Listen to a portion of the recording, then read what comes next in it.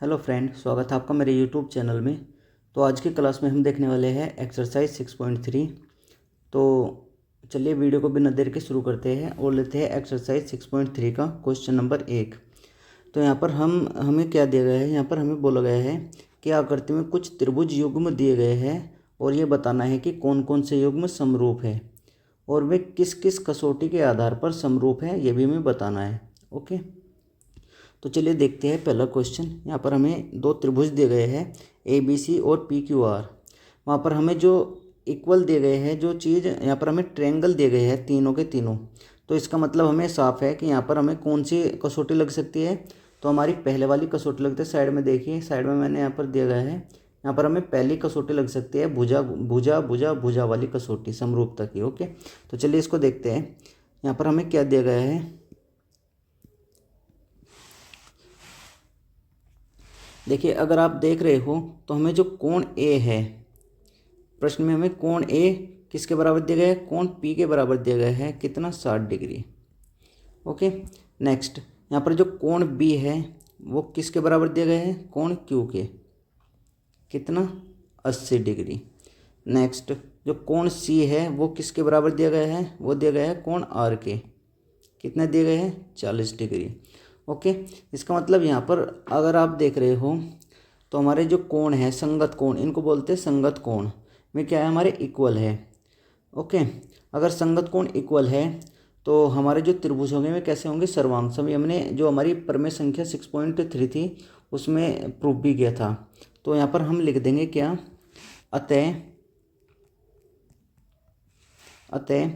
ये जो आपको मैंने एंगल लिखे है कोण ए बी सी, तो इन्हीं के आधार पर हम त्रिभुज का नाम लिखेंगे कैसे, कि triangle a b c. Okay, दूसरा ट्रायंगल कैसे लिखेंगे, पी क्यू आर। तो कैसे लिखेंगे, ट्रायंगल पी क्यू आर। और हमें लिखना है समरूप। तो समरूप के लिए हम बीच में दोनों त्रिभुजों के जो त्रिभुज समरूप होते हैं उनके बीच में क्या कर देते हैं, एक इस तरीके का निशान लगा देते हैं।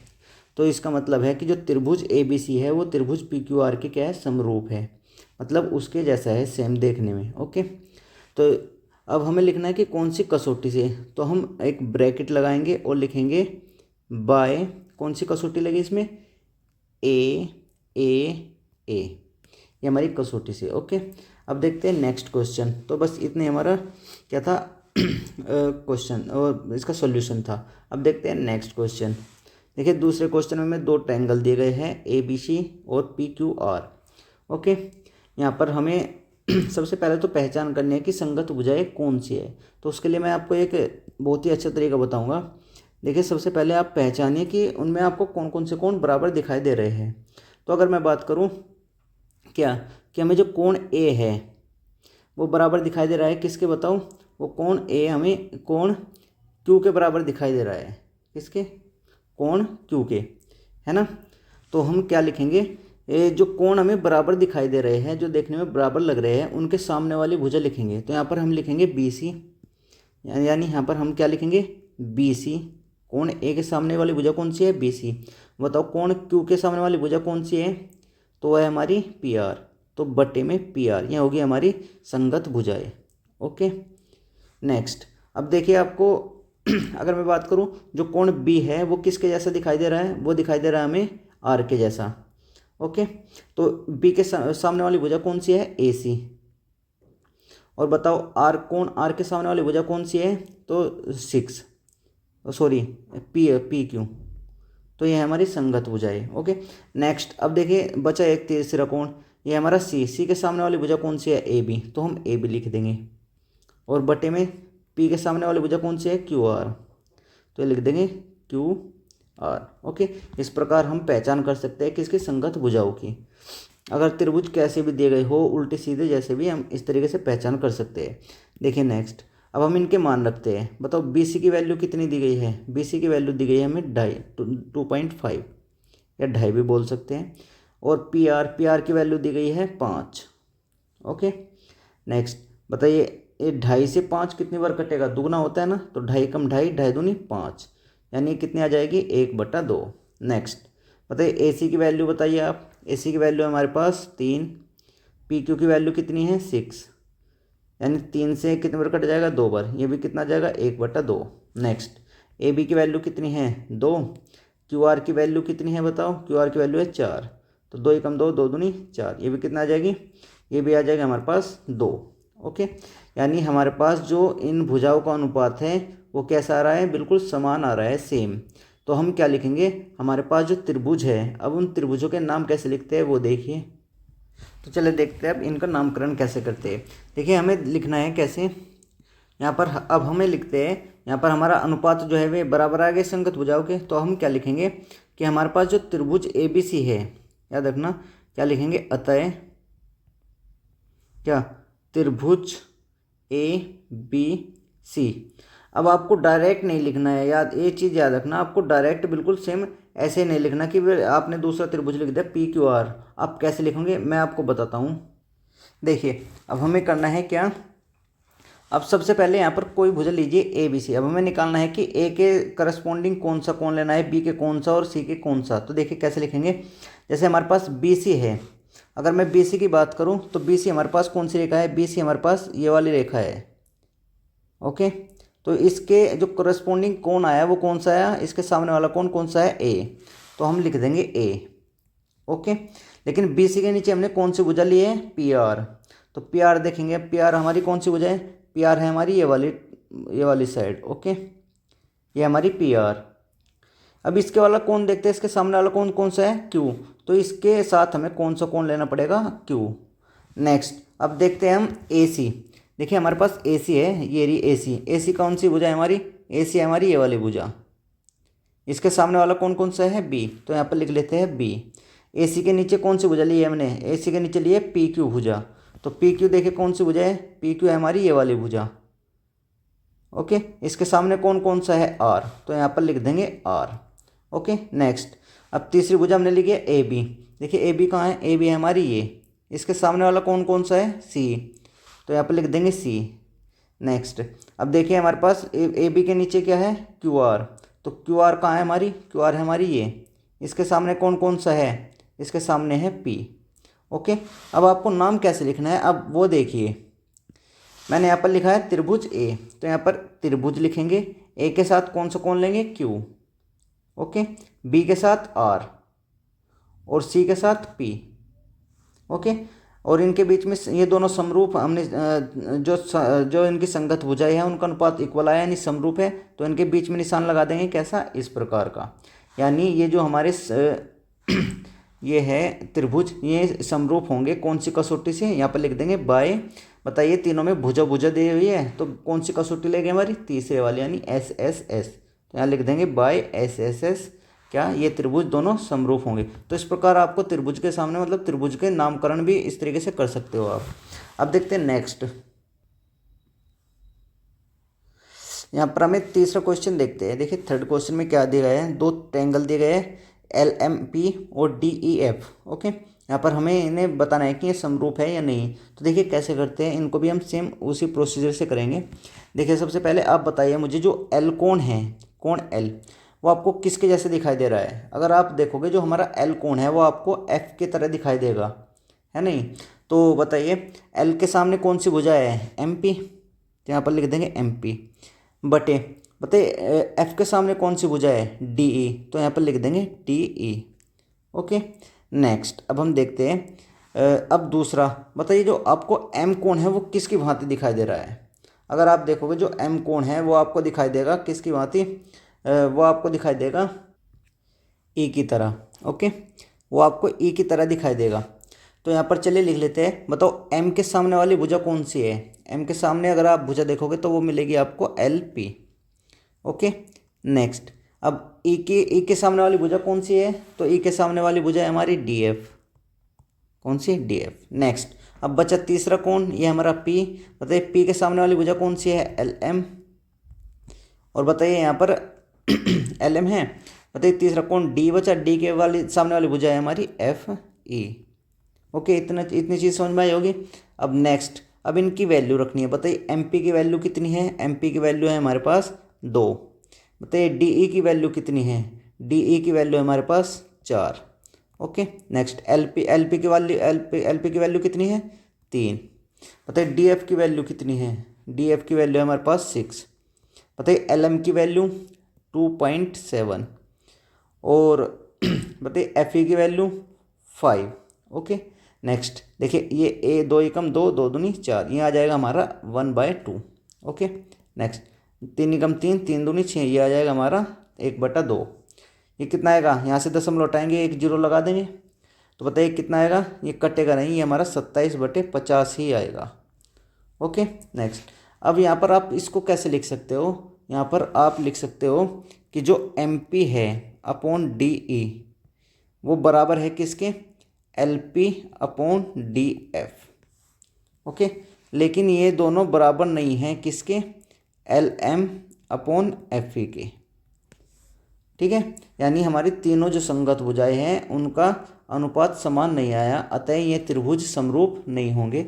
आप यहाँ पर लिख सकते हो क्या, अतः ट्रायंगल या त्रिभुज, अतः त्रिभुज क्या समरूप नहीं है। ओके ये हमारा आंसर था इतना। अब देखते हैं नेक्स्ट 4th क्वेश्चन। यहाँ पर हमें क्या बोला गया है, यहाँ पर हमें बोला, यहाँ पर बोला कुछ नहीं गया, यहाँ पर 2 ट्रायंगल दिए गए हैं एम एन एल और पी क्यू आर। ओके अब यहाँ पर भी आपको सेम प्रोसीजर वही करना है। कैसे देखें मैं बताता हूँ।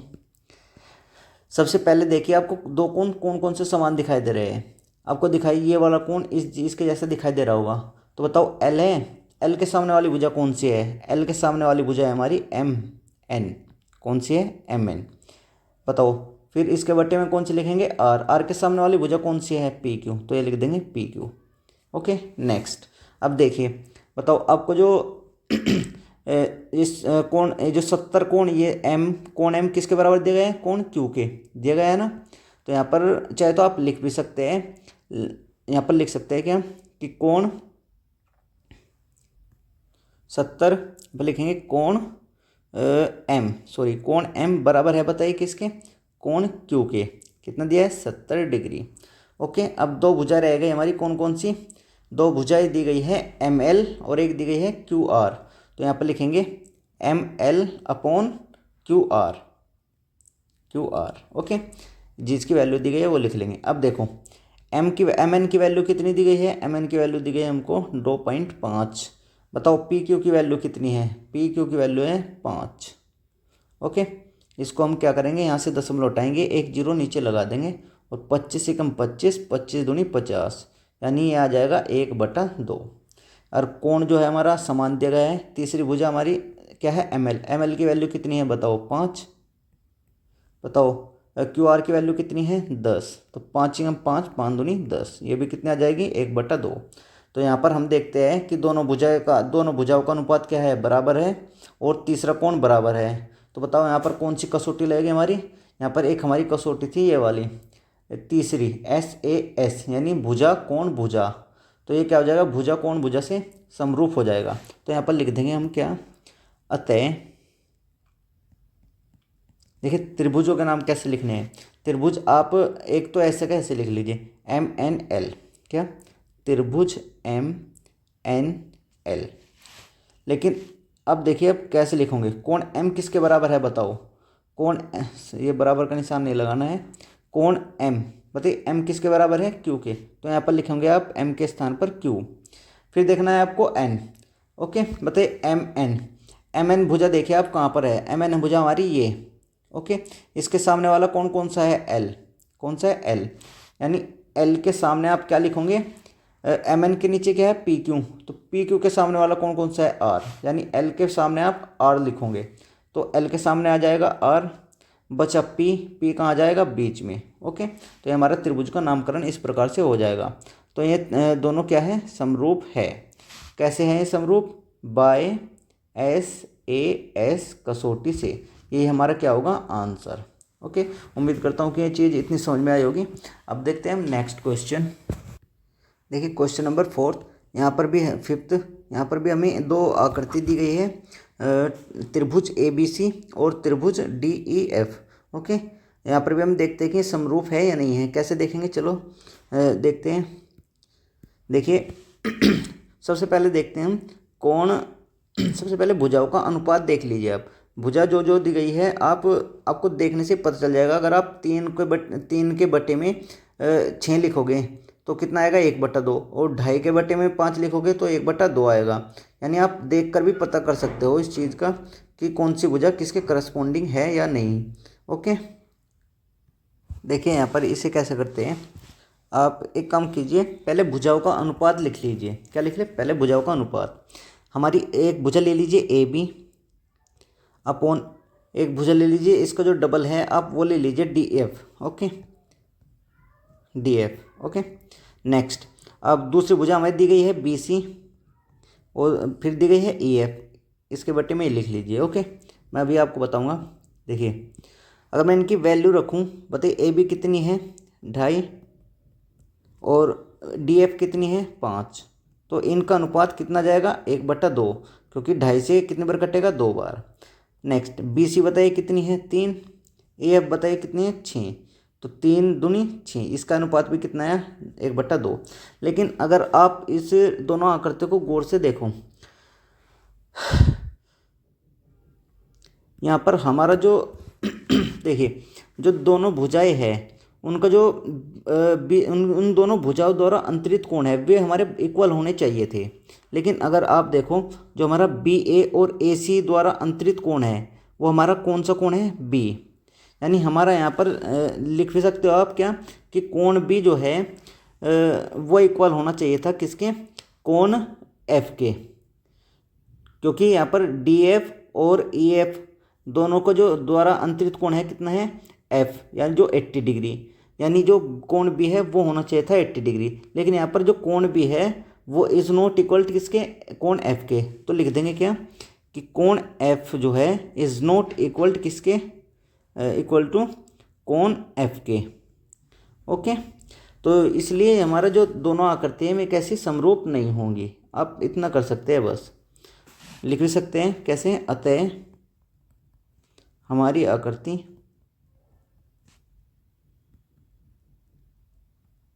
क्या समरूप नहीं होगी।